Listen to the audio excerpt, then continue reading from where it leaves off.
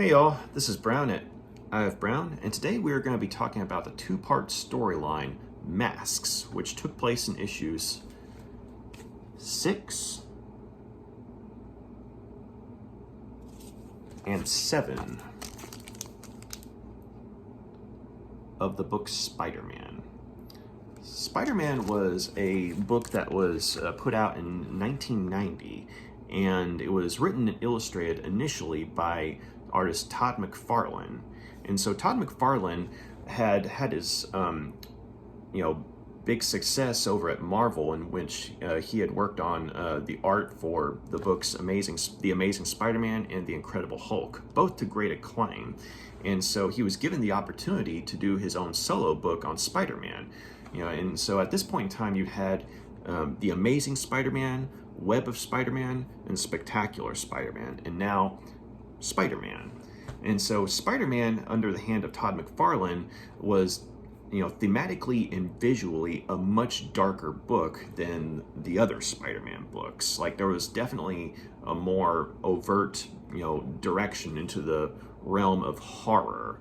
And so when you look at, say, like the first 5 issues of the Spider-Man book, which was the storyline Torment, in which Spider-Man went up against a demonically enhanced lizard, aka Kirk Connors, you had a story that in and of itself, was like something out of, a horror novel, thematically, as well as, just straight up visually. And so that's, in terms of, say, art and scene transition and what have you, Todd McFarlane was on his game. And the story itself was actually pretty cool too. It's just that you could also tell that McFarlane hadn't quite, found his, stride as a writer as of yet. And that wouldn't come for, a while, until he was, over in Image Comics working on Spawn, in which, which is the book and character that he created, to, much greater acclaim.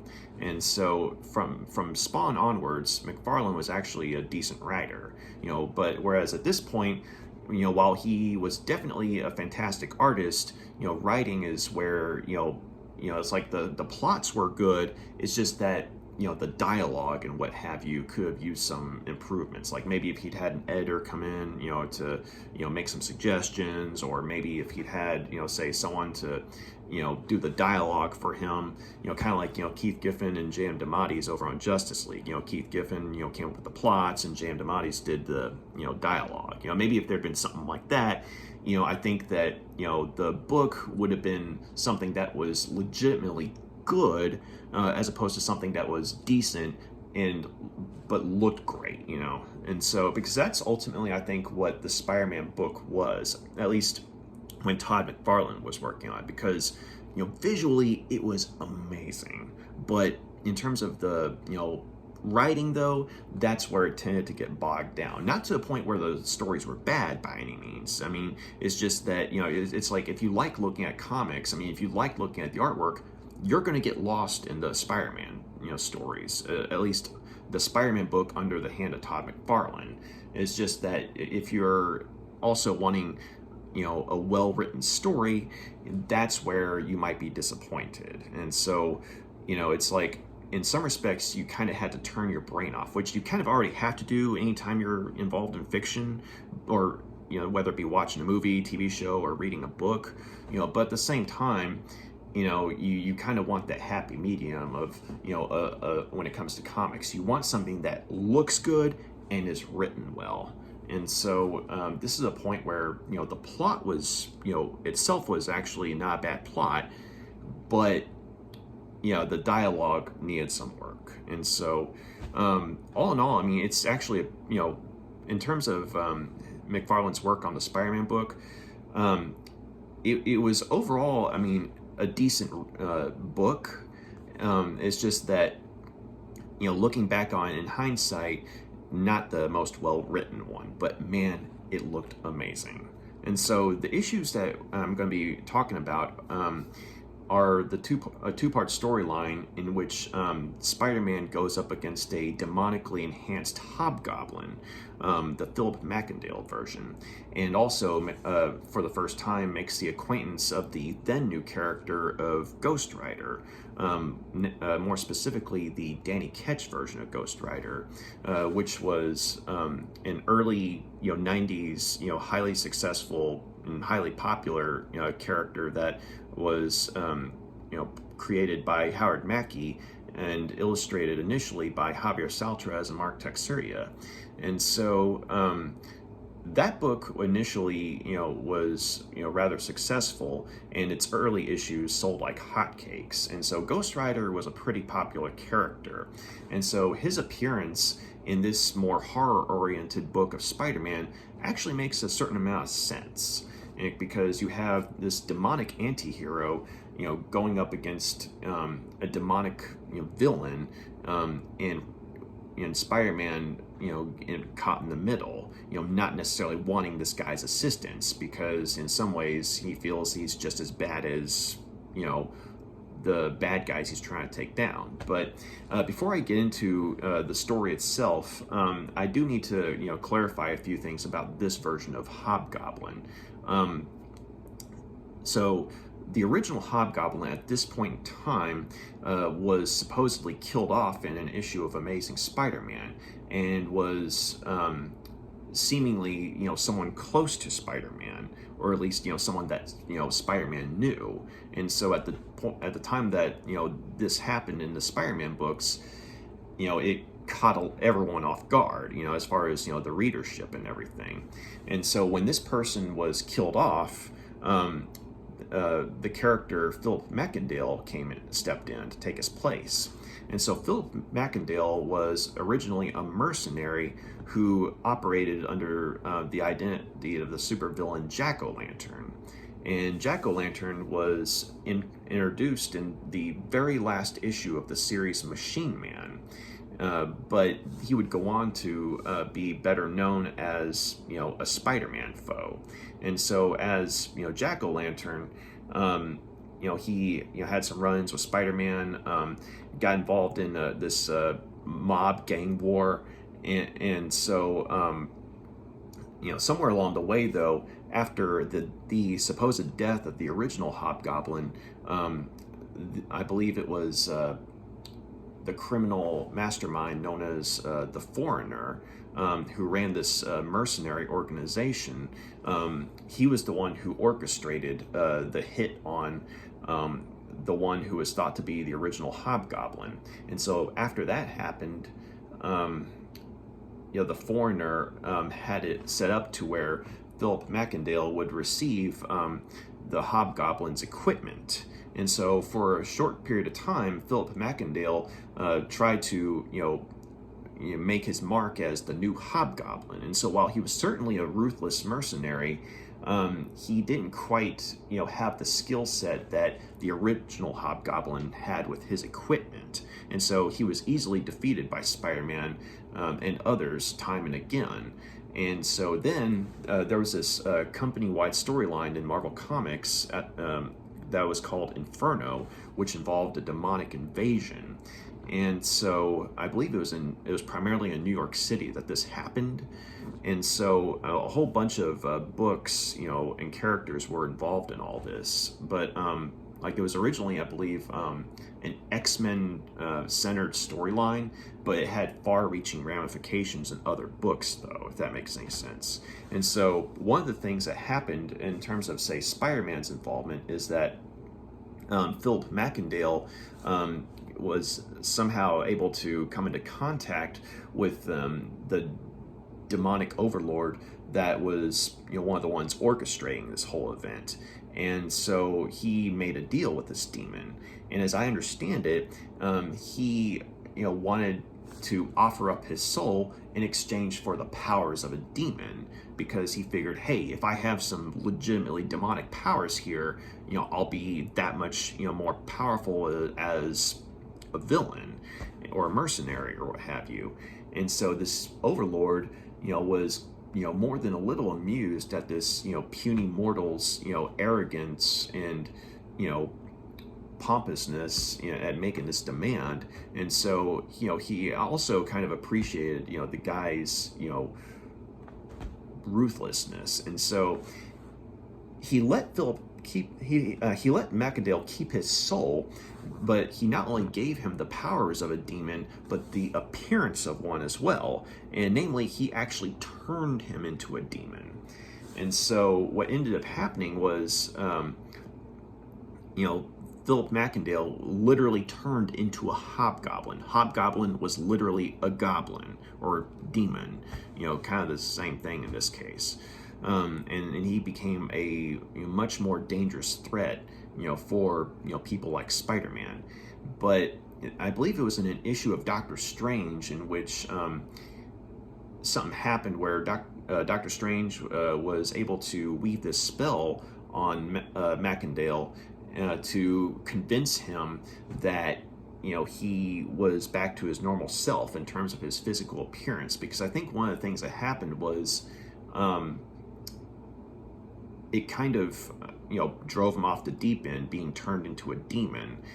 But Strange, when he did this, I think he thought that this would actually help him, because I don't think his powers at this point in time, for whatever reason, were strong enough to turn Macandale back into a human. Like maybe the demon overlord's influence was too strong on Macandale. I don't know. I haven't actually read the stories. I just read about them, so it's kind of secondhand information, but just from what I understand of it, though.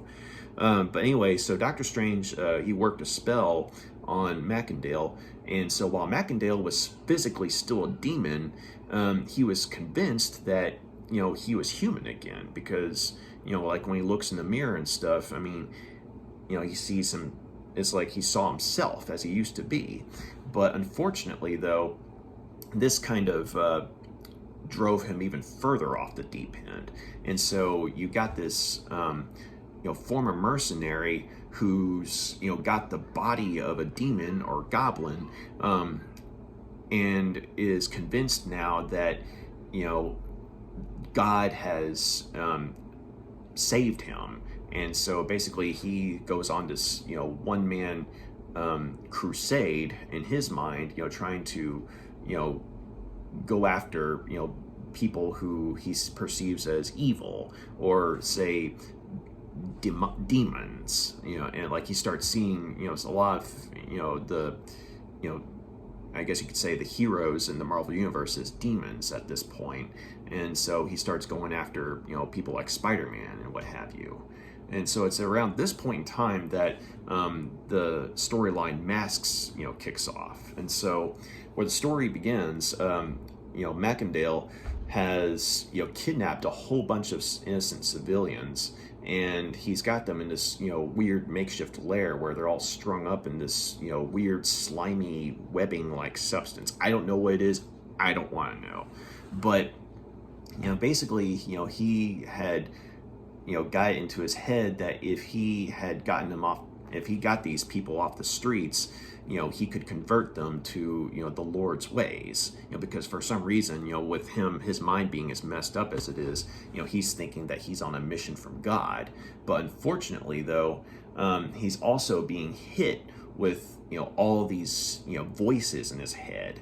And so it's hard to tell if, he's literally hearing what the people are thinking or what he's thinking that they're thinking, because he's hearing these voices, going on and on about how hideous he is, how deformed he is.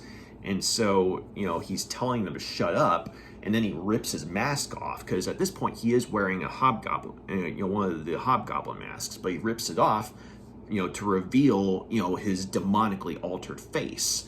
And so, at this point, it's like, people really start freaking out, and he hears these voices, escalate. And so,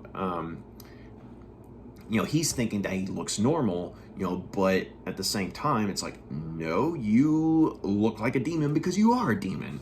And so, he starts, taking it out on, the people in his lair, and he comes across this woman who's a mother and her son, and he's asking her, why do you keep on harassing me? Why do you keep on gaslighting me and all this? And why do you keep taunting me when I'm trying to save you? And so the woman, she says, we haven't said anything. And so apparently, none of the people, other than gasping or screaming or something, they're not saying anything. It's just he's hearing all these voices. And so he tells her, look at me in the look at me and look at my face and tell me that. And she can't bring herself to do it because he's too hideous. And so he moves in to kill her. And at that point, that's when she actually looks at him, and he's like, now you can look at me, huh? And then he crushes her face. At least that's what it looks like he does. They sort of cover it up, I guess, but yeah, it's like he reaches in, grabs her face, and you see her body basically kind of crushed deeper into the this weird slime webbing that she's being held up in. And so then her son, this poor little kid named Adam, sees all this, and he's like, what did you do to my mom?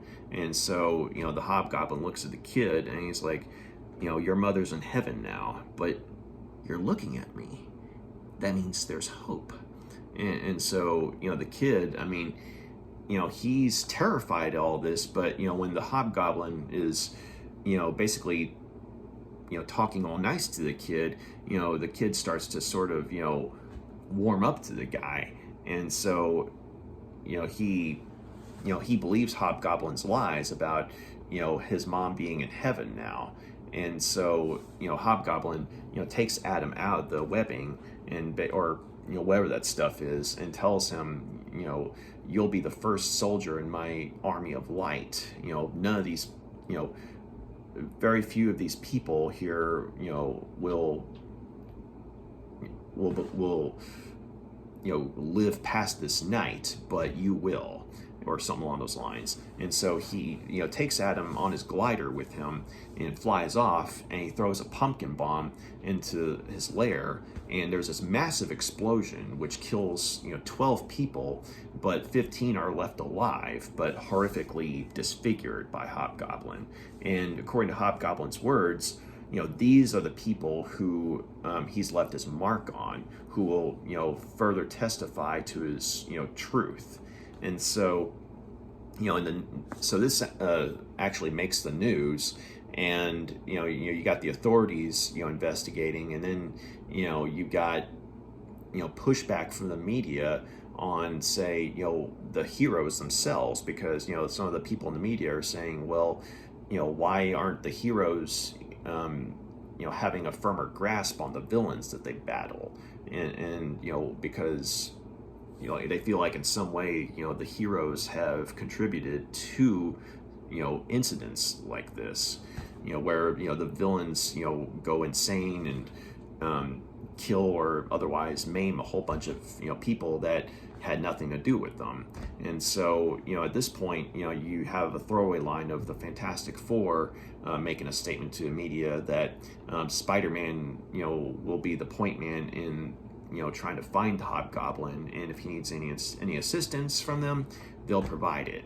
And so you have a couple of pages of Spider-Man going around trying to find Hobgoblin, and then on the other hand, you also have Ghost Rider trying to find Hobgoblin, because he had been making his nightly rounds, going after criminals who abused and otherwise tormented the innocent. And so he happened to be in the area where this explosion was, and when he heard about the 12 people being killed, and he sensed the demonic elements of Hobgoblin's involvement, he decided to make it his mission to go after Hobgoblin as well. And so you have Spider-Man and Ghost Rider both going after Hobgoblin.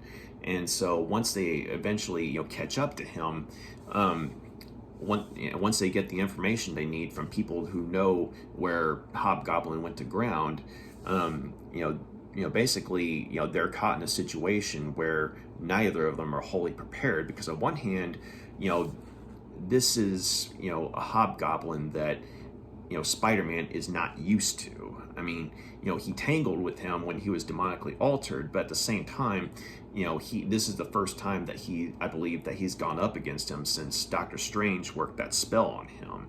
And so he knew that Hobgoblin had lost it, but he didn't realize just how far gone he truly was. And so, he's trying to get Adam out of there. Like, he's trying to, protect Adam and get him, out of, Hobgoblin's lair. But Hobgoblin, believing himself, sort of a soldier of light, is using his own demonic powers, ironically, to go after who he perceives to be a messenger of Satan, which, in his eyes is Spider-Man. And so, while he's trying to kill Spider-Man, he's also in danger of killing, the very kid that, he took under his wing, ironically. And so then, which is around the time that, as Spider-Man's starting to realize that he's a little out of his depth here, that's when Ghost Rider comes onto the scene and, basically just makes things even worse in terms of, say, the physical chaos and destruction. And so it's around this time that Adam's begging everyone to stop. And when they all happen to look at him, his face has been, demonically altered as well. And so, it's like, half of it is human, but it's like this part of him, looks, like a goblin. And he's trying to tell Spider-Man and Ghost Rider that, Mr. Goblin, is his friend. He loves him, and he's just wanting to, save everyone. And so, and he's saying, he sent my mommy to heaven. And that's when Spider-Man realizes, oh my God, this poor kid. I mean, he literally saw his mother get killed by Hobgoblin and thinks that, Hobgoblin was doing a good thing, And so it's like there's major trauma, that's going to be on hand here if this kid makes it out of here. And so, Spider-Man's trying to redouble his efforts to get, the kid out of there. And he's trying to, asking the kid, hey, are you, does this hurt? I mean, what, tell me what's going on here. But the kid doesn't really understand. And so then in the meantime, Ghost Rider's just going to town on Hobgoblin and vice versa. It's like they're both doing their damnedest to kill each other. I mean, because on one hand, it's like they're both, demonic in some way, whereas Ghost Rider is, trying to, I guess you could say fight on the side of good, despite his demonic nature, and Hobgoblin thinks he's on the side of good. But the problem is, it's like both of them are heedless of, the destruction they're causing. And so, their missions override, their, I guess you could say their regard for whom they perceive as to be innocent. And so eventually, though,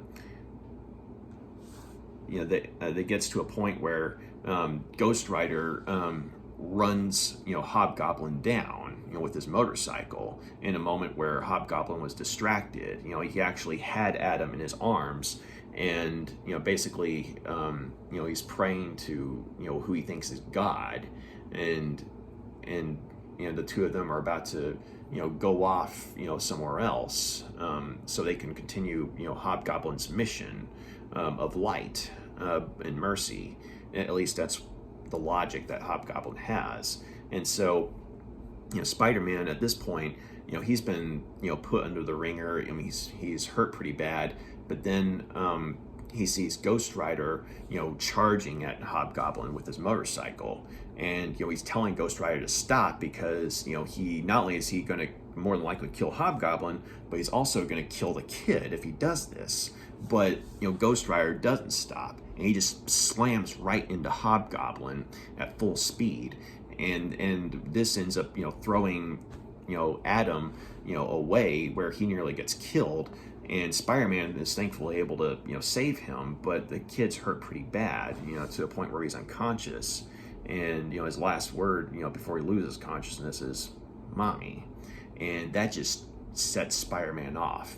And so he sees that Ghost Rider's about to literally kill Hobgoblin, and because even though the bike itself didn't kill him, it rendered Hobgoblin unconscious. But Ghost Rider, he's got Hobgoblin up, And you get the idea that not only is he about to, use his penance stare on Hobgoblin, but he's literally about to kill the guy. And so Spider-Man actually stops Ghost Rider, and he's telling him, he's out cold. If you want to kill him, you've got to go through me. You've done enough. He's like, look at what you did, and he's pointing to the kid. And he's like, we're supposed to be the good guys. We're supposed to, save the innocent, not cost the innocent during a save. And so Ghost Rider, he's saying, I protect the innocent. And he's like, and then Spider-Man's telling him, well, you've done a really lousy job of doing that so far. And he's saying, yeah, you're powerful. I've heard about you. You're really scary. And, and I know you're going after bad guys, but, you really need to rethink what you're doing here, pal, because you're doing more harm than good at this point. Or something along those lines, that's the gist of what Spider-Man's telling him. And so, Ghost Rider, decides to go ahead and take his leave of the situation. He had warned Spider-Man earlier that, that in terms of dealing with Hobgoblin, Spider-Man was going up against elements that, he was wholly unprepared to deal with, as in genuine demonic influence. And so, but since, Hobgoblin is out of commission at this point, Ghost Rider decides to go ahead and, give Spider-Man the win. And he tells him, then attend to the innocent, because, next time, you won't be there to stop me when I meet up with Hobgoblin again, or something along those lines.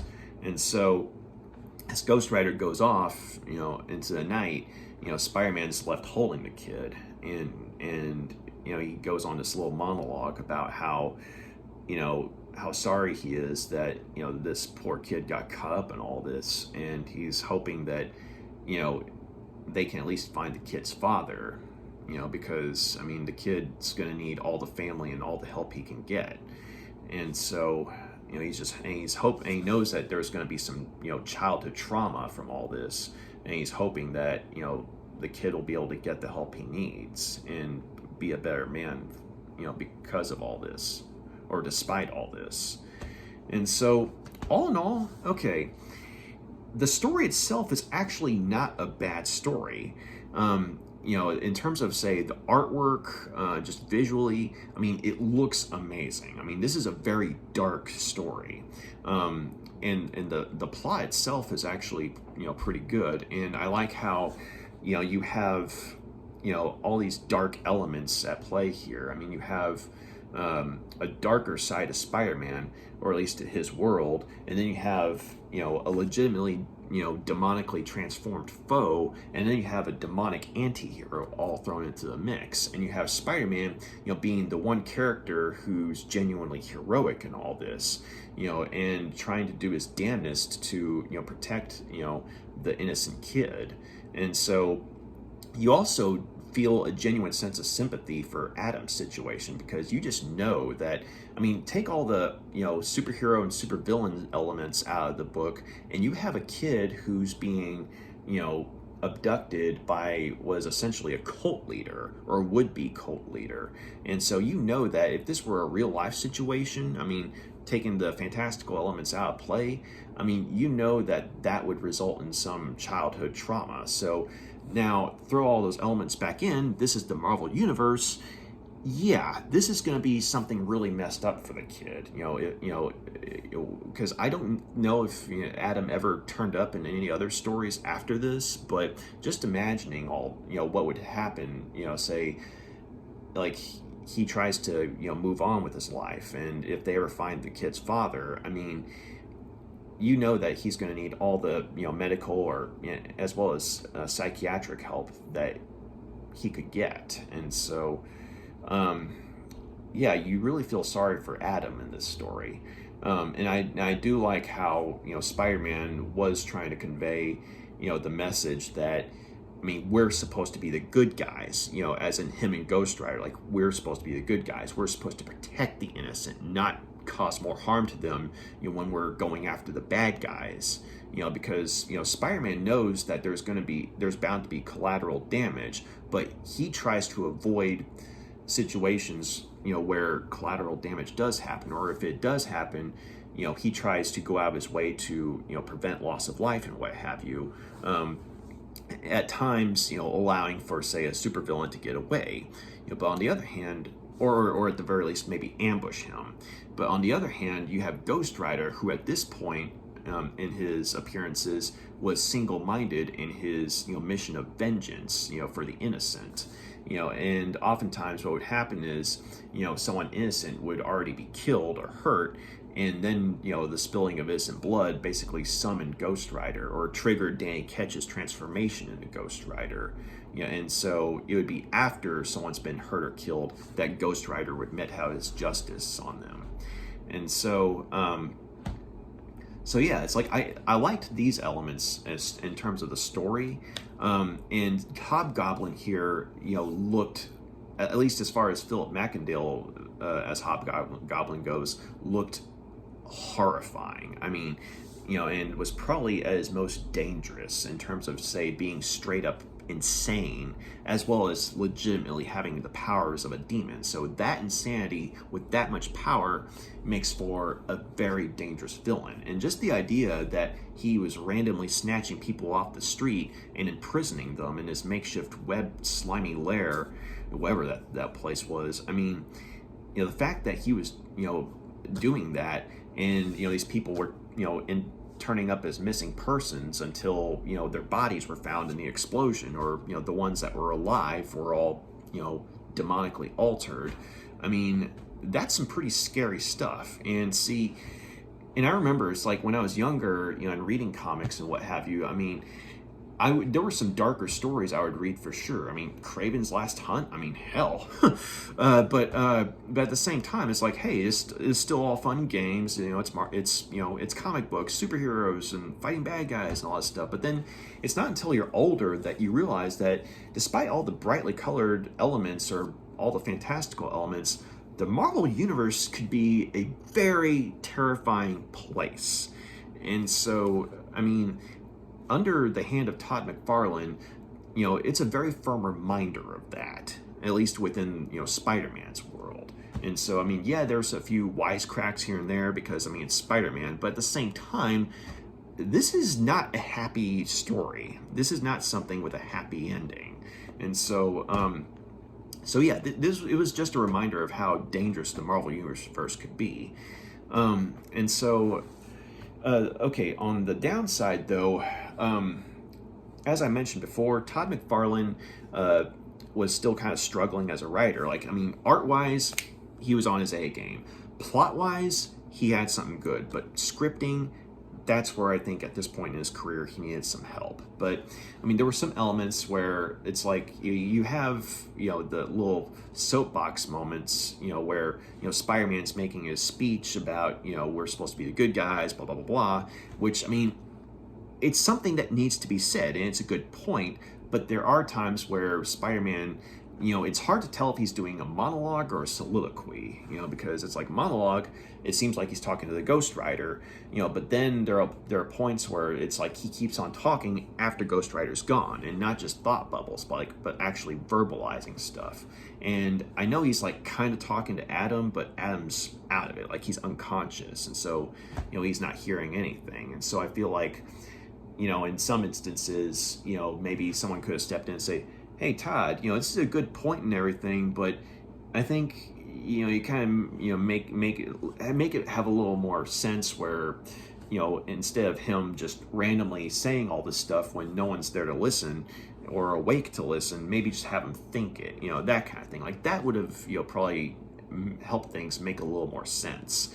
But also, on one hand, I do kind of like, the whole idea that, the media's take on all this is that, the heroes are just as responsible for, these, tragedies as the villains are in some way. I'm not saying I agree with that, necessarily, but it's like they do try and bring in some food for thought, but at the same time, they basically, how shall I say this?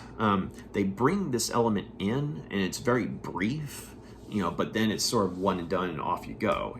It's like, it tries to be a little food for thought moment, I think. But I feel like maybe if, say the media's presence had a stronger presence in the story, as opposed to just like, one page of multiple talking heads, which is something that Todd McFarlane was, often fond of doing.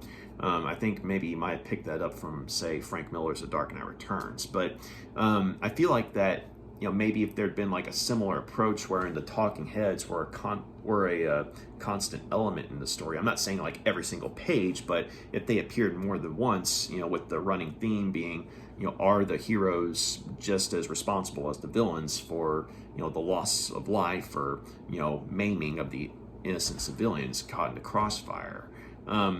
So it's like, it would have been interesting to see more of that, but instead it's just like one page, that's it, and also it would have gone along with Spider-Man's, I guess you could say, message at the end of the book, and I think it probably would have, tied in much better to that, because the way the message is done, by itself, it's like, yeah, it's a good message, but, you're going on and on and on, as far as you're delivering a soliloquy when no one's there to listen, whereas if the talking heads element had been more constant, then I think that could have tied into, the notion that, okay, maybe to some extent, the heroes do share a responsibility in what happens to the innocent civilians caught in the crossfire in their conflicts between themselves and supervillains. But then on the other hand, with Spider-Man making a statement at the end, it would have shown that, yes, heroes are aware of this, but not all of them, are, but some of them are trying to keep this from happening. Some of them are trying to, stop this from being an ongoing thing or something along those lines. I mean, that, I think, it would have been a much stronger connection. But the other thing is, there are a couple of lines of dialogue where I feel like, maybe, like say for instance, once again, going back to the media portion of the book, when they're talking about how the Fantastic Four have said that Spider-Man is going to be the point man in the investigation into Hobgoblin. I mean, it's a throwaway line, and it's acknowledging that, there are other heroes in New York City. I mean, this being the Marvel Universe and all, but at the same time, I think it would have been cool, or, just as, a comic book fan, if, say, we'd had like maybe a couple of panels of, either, the Fantastic Four themselves, maybe, with Reed Richards being, the front man, making the statement to the media. I mean, it would have been like, hey guys, a little cameo there, that kind of thing. Or even better, if there'd been, maybe a page or two of, Spider-Man, talking with the Fantastic Four about this. And, maybe, then it would have made more sense to say, have Spider-Man, be the quote-unquote point man in the investigation. Like, because I feel like, the way it's done in the book, I mean, yes, it's neat to have a little nod to another set of characters in the Marvel Universe, but at the same time, it feels like, they are just kind of throwing Spider-Man under the bus in this respect. I mean, yes, Hobgoblin is Spider-Man's foe, but at the same time, I mean, you guys are the Fantastic Four. I mean, you fight people like Annihilus, on a regular basis. I mean, so fighting, a lone, demon dude, I mean, shouldn't be a big deal to you guys. Like, I mean, maybe have Spider-Man be a consultant on this as opposed to, say, be just the point man. Or, I guess what I'm trying to say is, I understand that this is Spider-Man's foe, so he has more knowledge about, Hobgoblin, but at the same time, the way that the media is portrayed as, announcing that Fantastic Four are announcing that Spider-Man's going to be the point man, it just feels like they're saying, oh, yeah, we got cosmic things and scientific doodads to worry about. We're just going to let a guy who, knows, this Hobgoblin fellow be the one to take him down, but we'll be there if he needs him. Yeah, it feels kind of like that. So I just think that maybe if we'd had a few moments where Spider-Man actually interacted with the Fantastic Four, where we actually saw how say this meeting went down, so we'd see that the Fantastic Four aren't throwing Spider-Man under the bus, but just maybe that, hey, we know that you know more about this guy than we do, and so and this is kind of your neck of the woods, so it makes more sense for you to go after him or try and find him. But at the same time, if you need our help, we will be there to help you. I mean, hell, they could have had something about, maybe, they whipped up a couple of scientific gizmos or something for Spider-Man to use against, a demonically altered individual or something. That would have been pretty cool, But yeah, just, I'm sorry, I'm kind of going off on a little tangent here, but I just feel like that, the way it was done in the story, that little one-off mention of the Fantastic Four, it just didn't really cast them in the best of light, in my opinion. And I just think it would have made more sense as to why they're not getting involved if we'd actually seen that little meeting go down between them and Spider-Man. So on the other hand, when it comes to, say, I guess the writing and what have you, in some respects, I think Todd McFarlane did a really good job in showing just how far gone Hobgoblin was. But at the same time, though, there were moments where I felt like, he just came across as an insane preacher who happened to, be a demon, that kind of thing. And I think that maybe if we'd had, say, some more elements of the demonic come into play, like maybe, if we'd seen, because there's dialogue, that's telling how Hobgoblin's seeing things. The bits where Hobgoblin keeps hearing those voices, telling him how,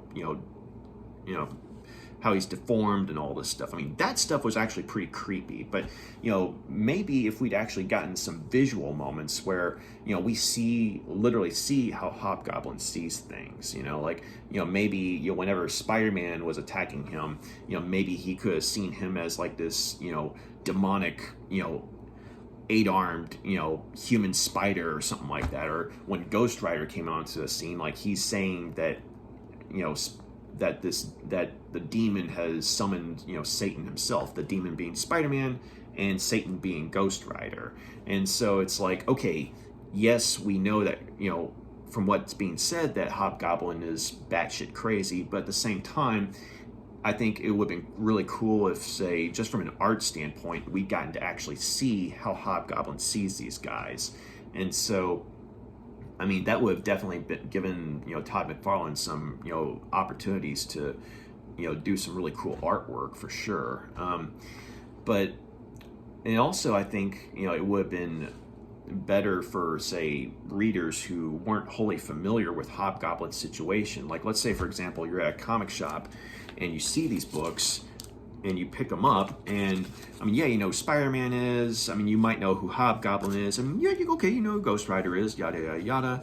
But let's say, for example, you know who Ghost Rider is, but you only know him because of, I don't know, Agents of S.H.I.E.L.D. or the Nicolas Cage Ghost Rider movies, and you don't know that there was another Ghost Rider named Danny Ketch who was the Ghost Rider of the 90s. And so you pick this up, and they don't ever have, Ghost Rider turning back into Danny Ketch, unlike, say, in his own book, or say, the storyline in Marvel Comics Presents where, he was teamed up with Wolverine, but in that case it was Danny Ketch turning into Ghost Rider, not the other way around. But like here, though, there's no mention of Danny Ketch, and it's just straight up Ghost Rider. And so, if you're unfamiliar with, say, comics at the time, unless you, say, look up stuff online, you're probably, not going to know that, this Ghost Rider is not the same Ghost Rider as, say, the old school Ghost Rider, like, say, Johnny Blaze or something like that, other than, say, looking at his wardrobe or his motorcycle. And so I think that it would have been interesting if, say, Todd McFarlane had some moments where, we got to see Danny Ketch, doing his thing, him being a teenager and what have you, and then being made to turn into Ghost Rider, because Todd McFarlane does a really good job on drawing Ghost Rider. He looks straight up terrifying, which, is definitely keeping in line with, how he looks in his own book. But I think it would have been, it would have just been really cool, amongst other things, if we'd gotten to see, a transformation of Danny Ketch into Ghost Rider, because Todd McFarlane was great at doing stuff like that, and it was just kind of a missed opportunity. But also, I think it would have been, nice to see, us get, say a different perspective on Danny Ketch. Like maybe, I don't know, he's at home with his, mom, watching the TV and hearing the story or something like that, and or something along those lines, and maybe he starts thinking about things, or maybe he's talking to his friends about the situation, and he's still reeling from the loss of his sister, and so when he hears about all these people being kidnapped by Hobgoblin, maybe that gets him wanting to turn to Ghost Rider, and then he happens to be at that the site of that explosion on one of his nights out as Ghost Rider, and it's like everything's falling into place. He gets to go after the guy who did all this, that kind of thing. Like, that would have been cool to see, but instead it's just, Ghost Rider doing his thing. And so, not to say that Ghost Rider doing his thing isn't cool, it's just, I think, at this point in Ghost Rider's existence, he and Danny Ketch, were still, like, constant elements, in the Ghost Rider story. Like, there was just as much Danny Ketch as there was Ghost Rider. And so not having Danny Ketch in a story of, say, this, I'm not sure if magnitude is the right word, but, in terms of, I guess you could say a story with, this attempted, lesson, I guess it was kind of a missed opportunity in my opinion. But on the other hand, though, I do like how this is still Ghost Rider when he's still at his urban legend horror phase, in the sense that no one knows who Ghost Rider is or where he came from. I mean, okay, other than you, the reader, knowing that Danny Ketch is Ghost Rider, or Blackout knowing that Danny Ketch is Ghost Rider, the vampire that killed his sister. No one knows, who Ghost Rider is or where he came from, and not even Ghost Rider himself at this point knows who he is, where he came from. All he knows is that he has, a mission to avenge the innocent, but he doesn't know why, that kind of thing. And so at this point, Ghost Rider's portrayal as more of like this unstoppable, horrific, force of vengeance is keeping in line with his portrayal. It's just, I think it would have been nice to, see the human side of Ghost Rider, as in Danny Ketch. I mean, it would have been cool to see Todd McFarlane, give his take on, that dichotomy, But yeah, so all in all, I think I'm going to go ahead and give this story, one other thing. This is one other thing. At the very end, when Spider-Man's got Adam, I mean, okay, Hobgoblin's down for the count. He's up against the wall. He's out cold. I mean, his teeth are all hanging out and what have you. And so we know that Hobgoblin's out. But at the same time, the way the story ends, I mean, okay, so, Ghost Rider's going off into the night. Spider-Man's got Adam. But then we don't really see or hear of, Spider-Man taking Hobgoblin to jail or anything like that. I mean, I think that with all that's gone on, I mean, it would have been, I guess you could say, it would have it would have cast Spider-Man in a much better light if, not only did it show him, like, say, trying to, maybe call the authorities to the location so that way they can get some help for Adam, but also say, hey, have some specially armed, policemen, like, say, Code Blue or something like that, come along and, take Hobgoblin away, or maybe, if he'd been able to put a call through to someone like Doctor Strange, because ordinary jail probably isn't going to be able to hold, a demonically altered Hobgoblin once he wakes up, because he is going to wake up. I mean, it's kind of like, say, let's say in Superman, Man of Steel, if instead of, breaking Zod's neck, he had taken the Christopher Reeve approach and just taken him to jail and said, see you in 20 years, Zod, and flown off or something. I mean, we both know, I mean, we all know that Zod would just be like, okay, and then he would just, gone postal, So so with that in mind, I know, we all know that when Hobgoblin wakes up, he's gonna go batshit again. And so, I mean, I get I know it's like you kind of assume that Spider-Man's going to do something like this. Like he's going to call the authorities so that way, Adam can get help, get the medical help he needs, and Hobgoblin's going to be taken away. But at the same time, this being the Marvel Universe, that ordinary police aren't going to be enough to be able to take Hobgoblin. So maybe if they'd had something where, Spider-Man not only calls the authorities, but maybe calls, Doctor Strange or the Fantastic Four, and they would, be held to, their word that, hey, they provide whatever help that Spider-Man needed. So that would be more than a throwaway line at the beginning of the story. I mean, that would have been a nice touch. So, I don't know, it's funny the things you think about, when you're older and reading stuff like this. Like, you still enjoy it. Like, I still enjoy it. It's just, you start thinking about some of the longer-term ramifications of, things that happened or didn't happen in these stories. But anyway, though, yeah, I'm going to go ahead and give Masques 3 out of 5 stars. Overall, it's a solid story. It looks fantastic. I mean, very disturbing, very dark, very moody, and it had some good moments of food for thought. But I think that with Todd McFarlane not exactly being what you call a good writer at this point in career, some of the stuff that was meant to be impactful came across as sort of either out of character or ham-handed in some respects, and also just kind of thoughtless as far as how things are going to have a ripple effect within the universe. I'm not saying thoughtless as far as the story itself. It's just how things are handled within the story. Like the elements I mentioned, where the Fantastic Four just kind of say, "Oh yeah, Spider-Man will have our help if he needs it," as opposed to say, them having a more active role in trying to help him out, that kind of thing.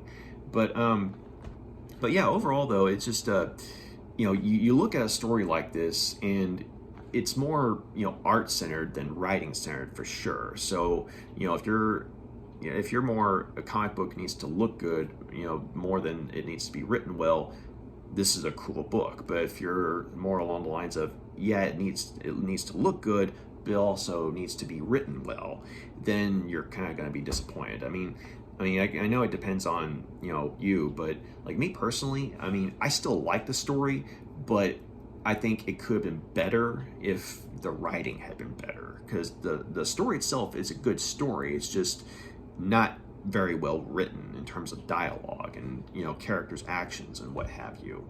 But at the same time, I mean, it's definitely one of the darker stories of Spider-Man from the early 90s, and so it stands out in that regard. So Masques gets 3 out of 5 stars from me. So once again, I'll show you all the covers. I know I did it at the beginning, but real quick.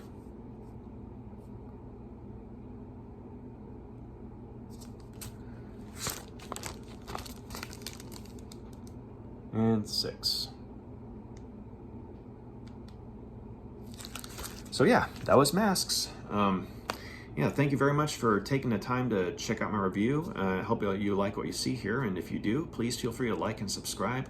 And I hope y'all have a wonderful day, because for a cloudless day, it's actually very nice outside. Wind's blowing and everything. So go out, do something fun, enjoy yourselves. Don't spend a lot of money if you don't have to. But also, real quick, I was just going to say, Guardians of the Galaxy Volume 3, I saw that at Alamo Drafthouse this week, and it was amazing.